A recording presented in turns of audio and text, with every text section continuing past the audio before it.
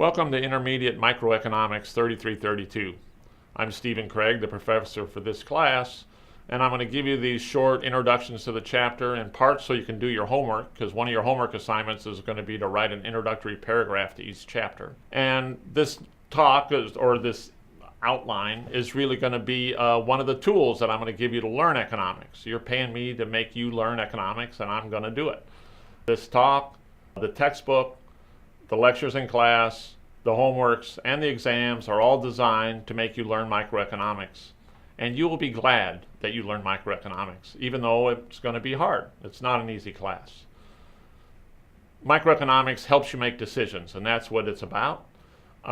You've all heard of cost-benefit analysis. This is it, except that we're going to do it in a more complicated or a richer way.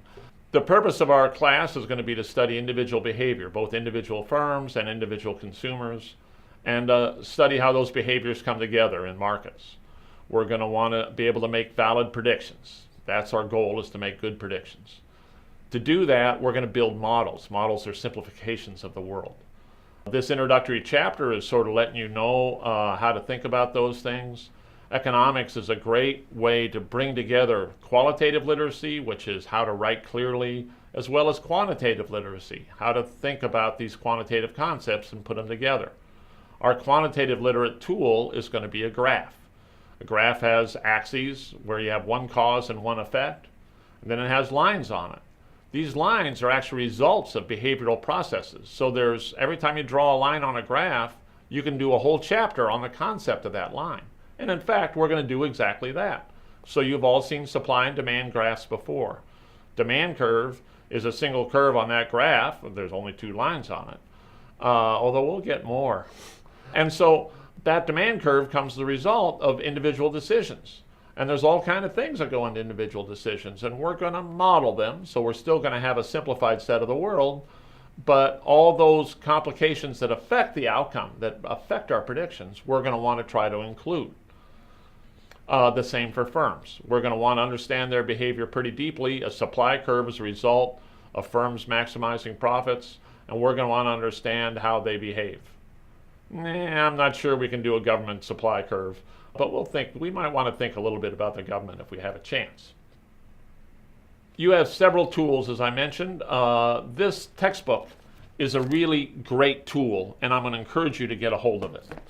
It's written by Alan Goolsbee, who's maybe the most famous academic of these three economists.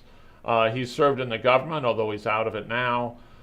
He has really clear insights, and he really understands the importance of the concepts that we're talking about. Steve Levitt, you probably heard of. He's the guy that wrote Freakonomics. And there's some really fun things in this book that are a result of his thinking that went into Freakonomics. And then there's a less famous guy, Severson. And he's the guy that brings it all together and makes sure everything's right, that it's well organized.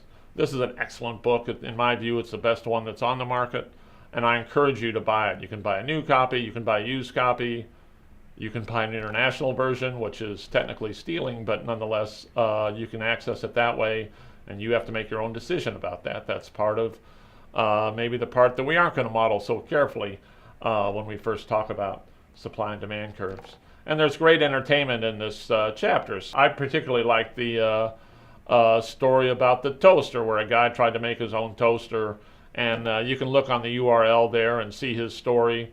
It's a silly story. Who would spend a whole year making a toaster, and a crummy one at that?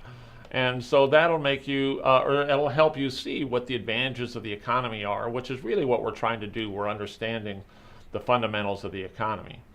And it's really important for you to understand the fundamentals of the economy. You need to understand why we have a market system, and how to interact with it as an individual, what to expect out of it, what its limitations are.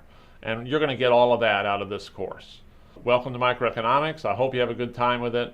Our next chapter is going to be to look at supply and demand very carefully.